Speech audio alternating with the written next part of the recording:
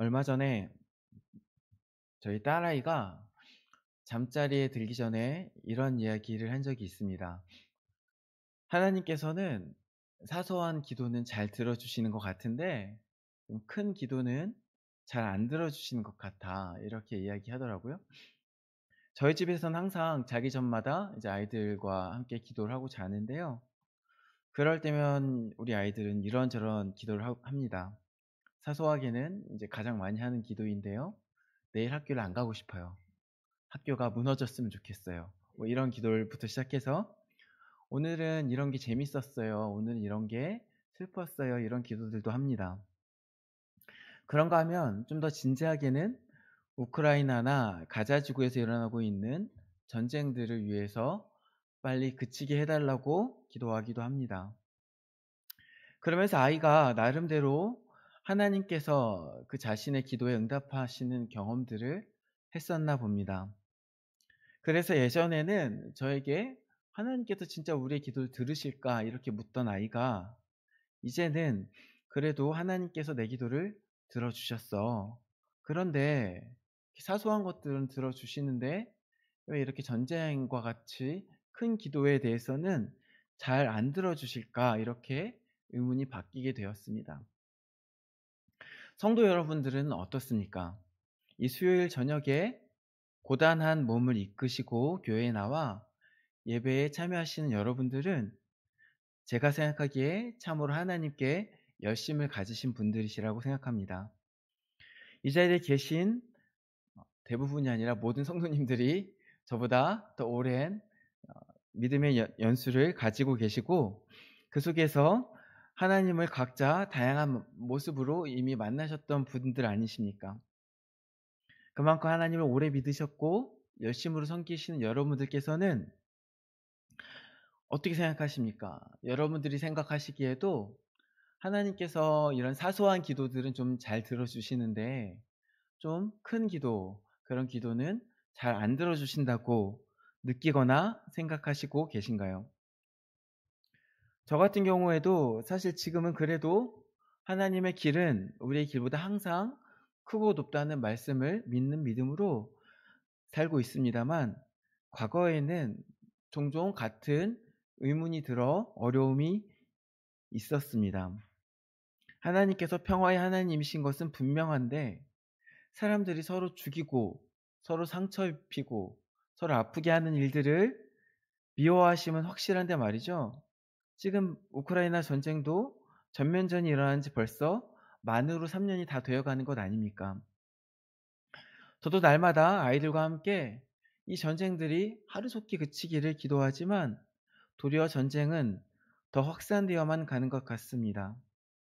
얼마 전에 미얀마 군부 독재에 대한 또 기사를 다시 보게 되었는데 한참 잠잠하다가 이제 최근에 이 미얀마 군부 독재가 일어나면서 내전이 계속 일어나고 있고 그 속에서 마을 단위로 학살이 일어나는 그 현상에 대한 현장에 대한 기사가 올라온 것을 보게 되었습니다.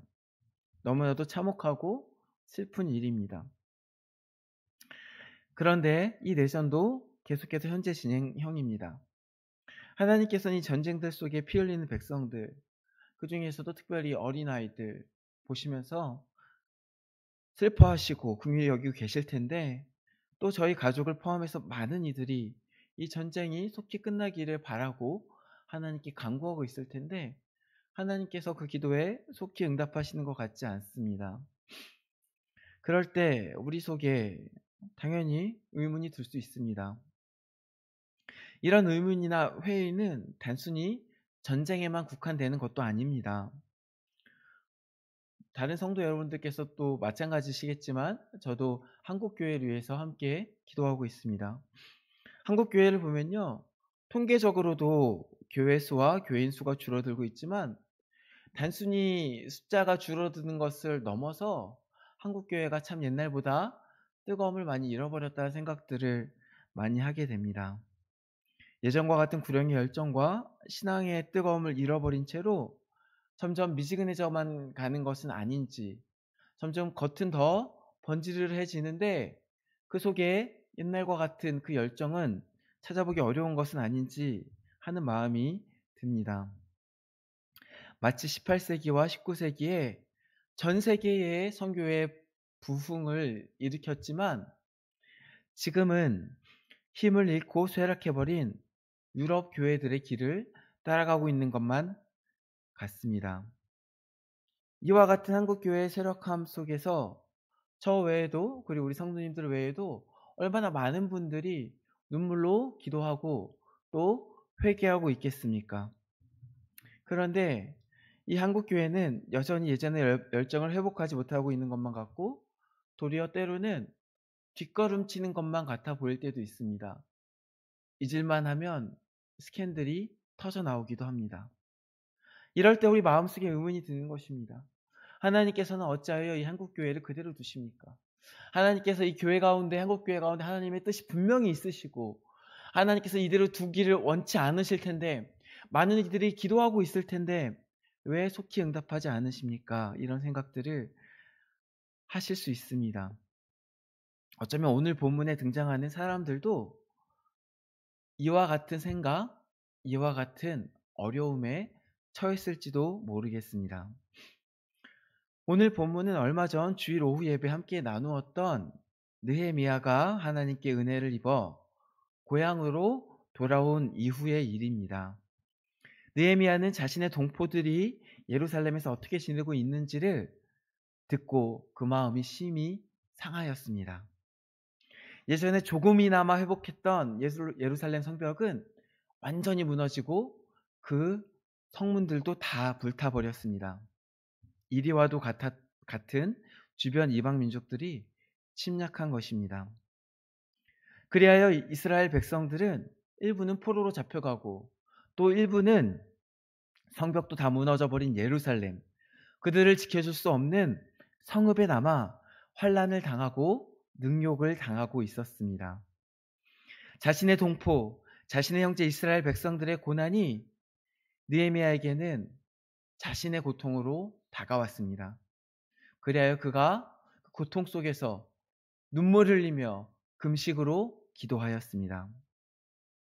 그리고 그가 하나님 앞에 기도할 때 그 스스로가 그 동포들의 어려움을 해결하기 위해 직접 나서기로 어떤 부르심을 받았던 것 같습니다.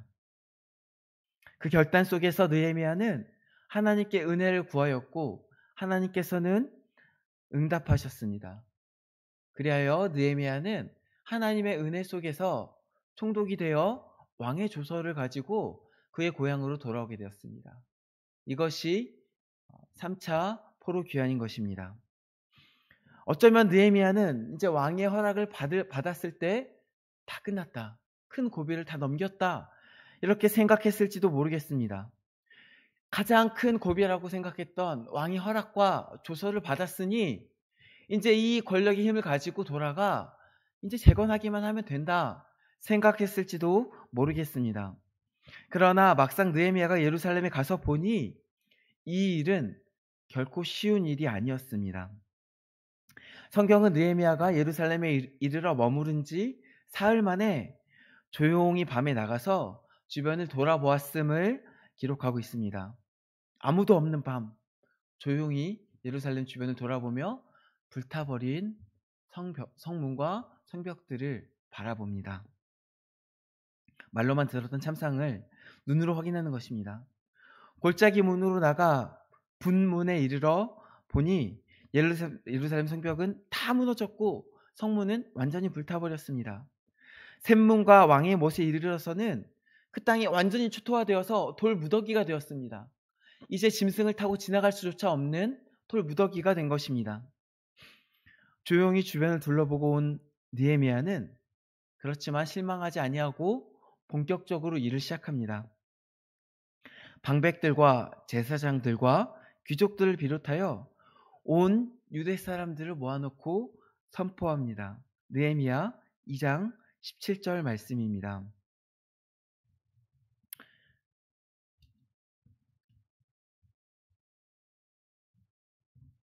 제가 읽겠습니다. 후에 그들에게 이르기를 우리가 당한 곤경은 너희도 보고 있는 바라. 예루살렘이 황폐하고 성문이 불탔으니 자 예루살렘 성을 건축하여 다시 수치를 당하지 말자 하고, 이렇게 말한 것입니다. 이 말을 들은 유다 사람들의 반응이 어땠는지 성경은 기록하고 있지 않습니다. 그러나 제가 상상하기로는 별로 그 반응이 좋았을 것 같지는 않습니다. 그래서인지 모르겠지만 느헤미야는 이 말씀을 하고서 곧바로 하나님께서 느헤미야를 도우신 일과 그리하여 그가 왕의 조서를 받아왔음을 뒤이어 언급합니다. 어쩌면 조금이라도 이 유대 사람들의 사기를 복돋기 위해서 말했는지도 모르겠습니다. 그렇지만요, 여전히 그들의 반응은 그렇게 좋았을 것 같지는 않습니다. 왜냐하면 사람이요, 사실 큰 고난을 만나면 그것들을 여러 번 반복해서 경험하면 그 마음이 꺾이기 마련이기 때문입니다. 저도 이제 큰 고난이라고 할 정도는 아니지만 어떤 여러 번의 실패들을 반복해서 겪을 때 그 마음들이 점차 깎여나가는 경험들을 해본 적이 있습니다. 하는 일마다 실패하고 다시 실패하고 다시 실패하는 것들이 너무 많아졌을 때 점점 기운이 사라지고 한편으로는 말도 더듬게 되고 한편으로는 우울한 마음이 들게 됩니다. 그때는 아무것도 하고 싶지가 않습니다. 옆에서 누가 아무리 좋은 말로 권면하여도 아무것도 하고 싶지가 않습니다. 그때 하나님의 음성이 들려도 그냥 그때 잠깐 회복될 뿐이지 어떤 힘을 얻기가 쉽지 않습니다. 유대인들이요, 이미 그들의 나라를 잃은 상황 아닙니까? 그런 와중에 1차 교환과 2차 교환을 통해 어찌어찌 성전을 재건하고 다시 예배를 드리게 되었죠. 장장 20년 만의 성과였습니다. 어쩌면 유대인들은 이제 예루살렘 성전이 회복되면 그들의 나라도 회복될 것이라 생각했는지도 모르겠습니다. 예배만 회복되면 하나님께서 다시 예전처럼 그들을 돌아봐 주실 것이라고 믿었을지도 모르겠습니다. 그러나 에스라서 말씀은 성전이 회복되었음에도 유대인들이요, 여전히 하나님 앞에 구별된 삶을 살지 못했음을 그대로 기록하고 있습니다. 그들이 여전히 이방인들에게 섞여서 이방인들과 똑같이 살고 있었습니다. 그때도 그들이 비록 성전의 재건은 성공했지만 원수들의 방해는 그치지 않았고 성벽의 방해는 그 원수들의 성벽의 재건은 원수들의 방해에 부딪혀 무너지게 되었습니다. 그래야 결국 그 당시 이스라엘 다스리던 페르시아 왕에 의해서 성벽을 재건하는 것도 금지당하게 되었습니다. 아무것도 할 수 없겠다. 그런 무력감이 그들을 사로잡았을지도 모르겠습니다. 그런 상황에서 방해자였던 이방 원수들은 신이 나서 이스라엘 백성들을 마음대로 약탈하고 잡아가고 그들을 능욕하고 있었습니다. 이런 상황에서 성벽조차 불타버린 그 예루살렘에 거주하고 있던 유대인들이 이 느헤미야의 말 한마디에 쉽게 일어날 수 있었을까요? 실제로 느헤미야 2장 19절 말씀을 보면요, 느헤미야가 이 유다에 있는 사람들을 모아놓고 했던 그 선포의 말씀들이요, 원수인 호론 사람 산발랏과 종이었던 암몬 사람 도비야, 아라비아 사람 게셈에게 그대로 전해졌음을 알 수 있습니다. 이게 17절 18절에 선포된 말씀인데 19절에 바로 전해진 것입니다. 이 사람들이 어떤 사람이냐? 산발랏은 느헤미야 시대 당시 사마리아를 통치하던 총독이었고 도비야는 암몬의 총독이었습니다. 다른 지역에 거주하는 사람들이죠. 게셈에 대해서도 우리가 확실히 알 수는 없지만 아마도 아라비아 지역의 유력자였을 것이라 추측할 수 있습니다. 어떤 학자들은 그가 왕족이었으리라 추측하고 있습니다. 이들 중 산발랏은 유대인 출신인 것으로 보이고 도비야도 유대인 출신이라고 보는 견해가 있습니다. 그렇지만 성경은 그들을 각각 호른 사람, 암몬 사람, 아라비아 사람이라고 이렇게 호칭하고 있죠. 그것은 그들의 원래 출신이 어찌되었건 결국 그들이 대표하는 것이 당시 유대 지역을 둘러싼 이방 민족이었다는 것입니다. 이방 민족들의 유력자들입니다. 아마 느헤미야가 귀환을 결심한 배경이 되는 유대 동포들의 환란에 그들이 직간접적으로 영향을 미쳤을 것입니다. 직접 와서 그들을 잡아가거나 그들을 괴롭혔던 원수들일 것이라는 것입니다. 그런데 그 원수들에게 지금 새로 유대 지역에 총독으로 온 이 느헤미야가 한 말이 며칠 지나지도 않아서 다 퍼지게 되었습니다. 생각해 보십시오. 만약에 지금 이 성벽을 재건해보자, 우리가 으쌰으쌰 해보자 하는 분위기였다면 그렇게 쉽게 원수들에게 그 소식이 전파되었겠습니까? 지금 그들 가운데 하나로 똘똘 뭉치는 분위기가 형성되었다면, 그래 우리가 다시 한번 해보자, 왕의 조서를 받았다, 우리가 할 수 있다, 그런 마음이 들었다면 그렇게 쉽게 원수들에게 그 내부 기밀들이, 소식들이 전해졌을까요? 그렇지 않았을 것 같다는 것입니다. 느헤미야의 성벽 재건이 시작부터 결코 쉽지 않았다는 말입니다. 그러나 느헤미야는 이에 굴하지 아니하고 본격적인 성벽 건축을 시작합니다. 느헤미야는 지혜롭게도 귀족과 방백들을 중심으로 역할을 세세하게 나누어 줍니다. 느헤미야 3장이 바로 그 내용입니다.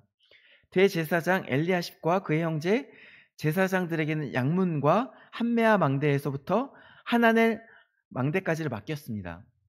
그 다음은 여리고 사람들이 맡아 건축하였고, 또 그 다음은 이므리의 아들 삭굴이 건축하였습니다. 이게 느헤미야 3장의 내용이 시작되는 겁니다. 그래서 이렇게 쭉 가다가 한 바퀴를 다 돌아 다시 양문에 이르기까지 모든 부분을 빠짐없이 각 귀족과 방백들과 그들이 다스리고 있는 그 족속들에게 맡긴 것입니다. 이처럼 느헤미야는 조직적으로 성벽과 성문을 나누어 건축하도록 하였습니다. 하지만 그 과정에도 어려움은 있었습니다. 느헤미야 3장 5절 말씀을 보면은 모든 유대 사람이 기꺼이 느헤미야의 업무 분담에 참여한 것이 아님을 알 수 있습니다. 제가 3장 5절을 잠깐 읽어보겠습니다. 그 다음은 드고아 사람들이 중수하였으나, 그 다음에 뭐라고 하는지 잘 들어보십시오. 그 귀족들은 그들의 주인들의 공사를 분담하지 아니하였으며, 분담을 받았는데 어떤 사람들은 이걸 거절하였습니다. 지금 느헤미야가 각 족속별로 유대인들에게 너희는 여기부터 여기까지, 너는 여기부터 여기까지, 너는 여기부터 여기까지 하고 동시에 그 일들을 하도록 진행하였는데, 그들 중에 일부는 마음을 다하여 그 일을 참여하였지만 일부는 그렇지 아니하였다는 것입니다. 그것이 전부가 아닙니다. 느헤미야 4장 1절부터 3절은 이 공사가 진행되고 있는 동안에 원수되는 산발랏과 도비아가 느헤미야가 주도한 성벽 건축을 크게 비방하였음을 기록하고 있습니다. 다시 말해 지금 이 성벽이 건축되고 있는 상황 가운데 안팎으로 어려움이 있었다는 것입니다. 그럼에도 불구하고 성벽은 조금씩 재건되어 가기 시작하였습니다. 그리하여 비로소 성벽들이 모두 다 연결이 되고 그 높이가 절반에 이르렀을 때 이제 산발랏과 도비아를 비롯한 이방 원수들은 좀 더 본격적인 방해를 하기로 마음먹었습니다. 그것이 바로 오늘 본문 7절과 8절의 말씀인 것입니다. 오늘 본문 7절과 8절 말씀을 제가 다시 한번 읽어보겠습니다. 산발랏과 도비아와 아라비아 사람들과 암몬 사람들과 아스돗 사람들이 예루살렘 성이 중수되어 그 허물어진 틈이 메꾸어져 간다 함을 듣고 심히 분노하여 다 함께 꾀하기를 예루살렘으로 가서 치고 그것을 요란하게 하자 하기로, 이렇게 성경은 기록하고 있습니다.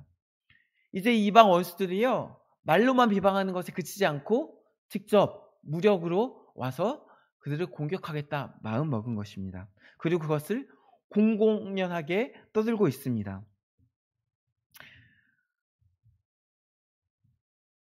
지금 이 소식을 들은 유다 사람들의 마음이 어떻겠습니까? 성경은 그들의 마음이 흔들려서 아주 큰 두려움에 사로잡힌 것을 묘사하고 있습니다. 그것이 바로 오늘 본문 10절과 11절의 말씀입니다. 유다 사람들은 이르기를 흙무더기가 아직도 많거늘 짐을 나르는 자의 힘이 다 빠졌으니 우리가 성을 건축하지 못하리라 하고, 우리의 원수들은 이르기를 그들이 알지 못하고 보지 못하는 사이에 우리가 그들 가운데 달려 들어가서 사륙하고 역사를 그치게 하리라 하고. 처음부터요 분위기가 좋지 않았습니다. 그렇지만 새로운 총독, 하나님의 부르심을 받은 리더 느헤미야의 리더십 아래에서 성벽 재건축을 시작하였습니다. 그러나 또 그 가운데 누군가는 그 일을 거부하기도 하였습니다. 외부에서는 사방에서 비방이 들려옵니다. 그래도 꾸역꾸역 마음을 들여서 어찌어찌 일을 하였습니다. 외부에서는 사방에서 비방이 들려옵니다. 그래도 그치지 않고 일하였습니다.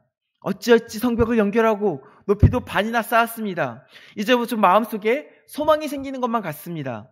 아, 드디어 우리를 보호할 예루살렘 성벽이 회복되게 되었구나. 이런 마음이 생겨났습니다. 그런데 이게 무슨 청천벽력과 같은 소리란 말입니까? 원수들이 쳐들어와 우리를 죽이겠다고 합니다. 그들은 이미 이전에도 우리를 치고 우리를 죽이고 우리를 포로로 잡아가던 자들입니다. 그들은 우리보다 강한 자들이었습니다. 그들은 우리를 무력하게 패배시키고 우리를 억누르던 억압하던 자들이었습니다. 그들에게 당했던 트라우마가 여전히 남아 있습니다. 이제 어찌해야 한단 말입니까? 그들이 또다시 쳐들어와 우리를 죽일 것입니다. 우리가 한 것들을 다시 무너뜨리고 우리가 지금 했던 것들을 다시 다 없던 것으로 만들어버릴 것입니다. 그들이 다시 우리를 잡아갈 것입니다. 얼마 전까지만 해도 벌써 반이나 쌓았다고 좋아했던 성벽이 원수들의 침입 소식을 듣자 한없이 부족해 보입니다.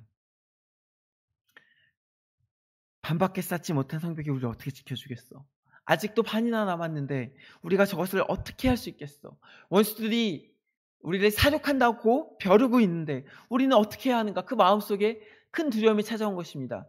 그럴 때 그 원수들 근처에 거주하는 유다 사람들이 와서 도리어 그들의 힘이 빠지게 이야기합니다. 이리 와라. 당장 예루살렘에서 나와라. 일로 나오면 이곳은 안전하다. 너희가 지금 거기에 계속 있을 때가 아니다. 거기에서 너희가 죽게 된다. 계속해서 겁을 줍니다.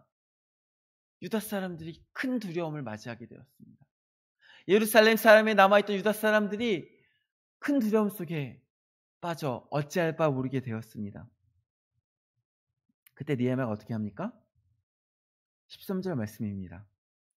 내가 성벽 뒤에 낮고 넓은 곳에 백성이 그들의 종족을 따라 칼과 창과 활을 가지고 서 있게 하고 백성들을 모아서 무장시킵니다. 있는 백성들을 모아다가 칼과 창과 활로 무장하게 합니다. 그리고 나서 느헤미야가요 담대하게 선포합니다. 내가 돌아본 후에 일어나서 귀족들과 민장들과 남은 백성에게 말하기를, 일부가 벌써 도망쳤나 봅니다. 남은 백성에게 말하기를 너희는 그들을 두려워하지 말고 지극히 크시고 두려우신 주를 기억하고 너희 형제와 자녀와 아내와 집을 위하여 싸우라 하였느니라. 이것이 느헤미야가 백성들에게 한 말입니다. 너희는 그들을 두려워하지 말고 너희가 참으로 두려워해야 할 이 여호와를 두려워하여라. 그리고 각자 손에 무기를 들고 싸워라. 두려워하지 말고 싸워라. 너의 힘으로 싸우는 것이 아니라 저 하나님을 의지하여 싸워라. 이렇게 이야기하는 것입니다. 사랑하는 성도 여러분, 제가 오늘 말씀을 시작하면서 어떤 화두로 시작했는지 기억이 나십니까? 많은 이들이 전쟁이나 한국교회의 회복이나 여러 가지 큰 기도를 놓고 오랜 시간 기도하지만 마치 하나님께서 응답하지 않으시는 것만 같은 상황에 대해 말하며 시작했습니다. 어쩌면 오늘 본문의 이 예루살렘의 유대인들도 같은 생각을 했을지 모르겠습니다. 하나님, 우리가 기도하지 않았습니까? 하나님, 우리가 다른 일이 아니라 하나님의 일을 하는 것이 아닙니까? 그것은 하나님의 기뻐하시는 일이 아닙니까? 우리가 부르심을 갖고 이곳에 모여서 하나님의 뜻대로 이 일들을 행하고 있는데, 우리가 이것을 기도함으로 행하고 있는데, 앞에 보면요 9절에 이런 표현이 나와요. 우리가 우리 하나님께 기도하며, 이들이 분명히 기도하며 이 일들을 했어요. 이들이 이 일들을 하면서 분명히 하나님의 뜻이라는 믿음을 가지고 했어요. 느헤미야도 분명한 부르심을 갖고 이 일들을 했어요. 그런데 그들이 맞닥뜨리는 것은 점점 어려워지는 상황입니다. 점점 더 심해져가는 방해입니다. 핍박입니다. 심지어 죽을 것만 같은 상황입니다. 이제 가만히 있으면 다 죽게 생겼는데 하나님 어디에 계십니까? 그들이 그렇게 부르짖지 않았겠습니까? 그때 하나님께서 느헤미야를 통해서 주신 말씀이 뭐라고요? 무기를 들고 싸워라. 너희가 다 칼과 창과 활을 들고 일어나 싸워라. 그 말씀을 주신 것입니다. 결국 어떻게 되었습니까? 성전은요 온갖 원수의 방해 속에 20년 동안 걸려서 회복되었잖아요. 근데 이 성벽은요 52일 만에 회복되었습니다. 아니, 성도 여러분 생각해 보십시오. 성전 재건 때는 그들이 기도를 안 했겠습니까? 그때는 원수들의 방해가 좀 약했겠습니까? 그때도 기도했을 거예요. 분명히. 그때도 원수들의 방해는 어마어마했을 거예요. 똑같아요. 물론 이렇게 단순히 비교하는 것에는 비약이 있을 수 있습니다. 그러나 하나 확실한 것은 뭐냐?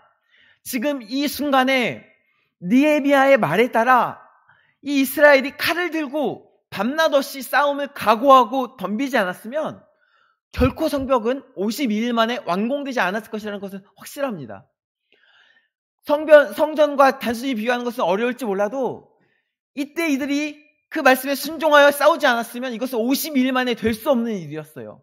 그들이 다시 질이 멸멸해지고 그들이 다시 손에서 그것들을 놓고 다시 힘없이 아무런 의욕 없이 그것들을 뒤로 미뤘으면 어떻게 52일 만에 그 성벽을 완공했겠습니까?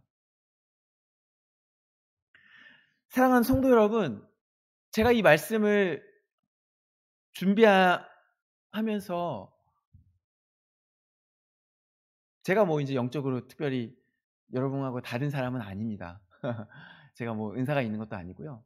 근데 우리 교회 모습을 보면은 요즘 너무 어려움이 많아요. 아픈 분들도 많고, 마음이 상한 분들도 많고, 생각지도 않은 사고가 생겨서 그 마음이 정말 무너지는 분들이 많아요. 근데 주로 그런 어려움들이 누구한테 있냐면요. 우리 교회 기둥인 분들한테 있어요.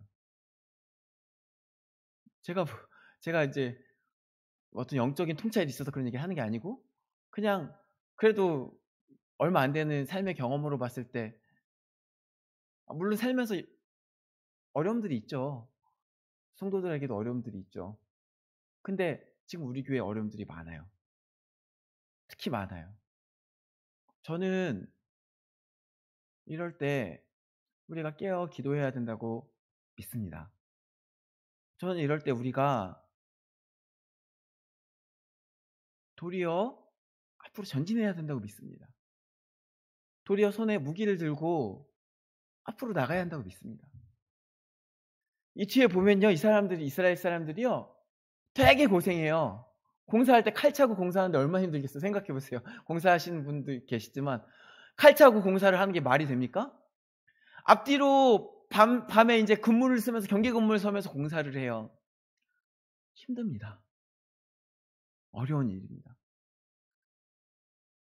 적들이 언제 찾아올지 모르는 그 긴장감 속에서 그 스트레스에 계속 노출되면서 일합니다.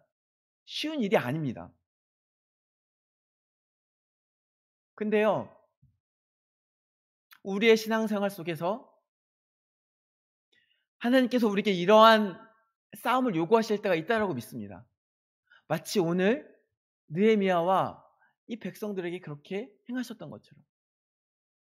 뭐 그렇다고 실제 칼을 들라는 게 아닙니다. 우리의 싸움은 무엇입니까? 우리의 씨름은 혈과 육을 상대하는 것이 아니요 통치자들과 권세들과 이 어둠의 세상 주관자들과 하늘에 있는 악의 영들을 상대하는 거잖아요. 그래서 우리가 하나님의 전신갑주를 취해 믿음의 방패와 말씀의 검으로 싸우는 거잖아요. 우리가 우리에게 있는 갑주를 점검하고 우리에게 있는 무기를 점검하고 다시 한번 일어나야 됩니다. 그리고 무엇보다도 기도하여야 됩니다. 기억하십시오. 다니엘이요, 기도할 때 하늘에서 전쟁이 일어났습니다. 그리고 다니엘이 한 기도가 충분히 찼을 때 미가엘이 와서 도와줬습니다. 천사가 움직이는 거예요. 우리 삼보교회 가운데 하나님의 뜻이 있음을 다 믿으시잖아요. 이 땅 가운데 하나님의 은혜가 있음을 믿으시잖아요. 하나님이 이 땅 가운데 부르심을 두고 우리를 세우신 걸 믿으시잖아요. 그런데 왜 이렇게 우리에게 어떤 부흥을 쉽게 주시지 않으시는지 잘 모르겠습니다. 왜 여전히 우리가 아픔들이 있는지 잘 모르겠습니다. 그러나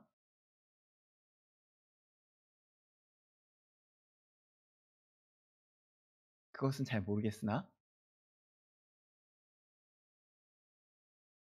우리가 이 상황에서 물러나지 않고 싸워야 한다라고 믿습니다. 사랑하는 성도 여러분, 하나님께서는 분명히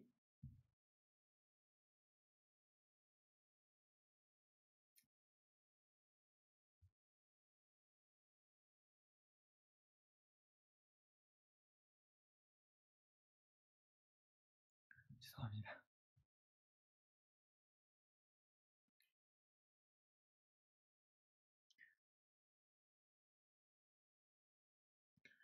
하나님이 이 교회를 사랑하시는데 지금 우리 안에 너무 많은 사람들이 고통당하고 있습니다. 아픈 사람도 있고 마음이 상한 사람도 있고 각자 살면서 여러 가지 어려움들이 찾아옵니다. 근데 각자 싸우고 있는 것 같아 보여요. 우리가 서로를 위해서 기도해야 합니다. 우리가 같이 맞서 싸워야 합니다. 하나님이 이 땅을 너무나도 사랑하신다고 굳게 믿는데 우리가 하나 되기를 소망합니다. 오늘 이제 말씀을 마치면서 우리가 같이 기도했으면 좋겠는데요. 하나님, 우리가 이 땅 가운데 우리를 향한 부르심을 믿음으로 기도하며 나아가겠습니다. 기도했으면 좋겠어요. 하나님, 우리가 우리의 무기를 들고 우리의 집 아닙니까? 우리 가족들 아닙니까? 이 땅에 이 예배가 거룩하게 세워지기를, 그래야 이 땅에 하나님의 뜻이 이루어지기를 위해서 주님, 제가 한 발자국 더 나가서 싸우겠습니다. 주님, 제가 더 기도하고 제가 말씀에 검을 들고 믿음의 방패를 가지고 앞으로 나가 싸우겠습니다. 이런 마음으로 우리가 같이 기도했으면 좋겠습니다. 시간 같이 기도하시고 제가 기도하고 또 오늘 이제 예배를 마치도록 하겠습니다. 우리 함께 기도하시겠습니다.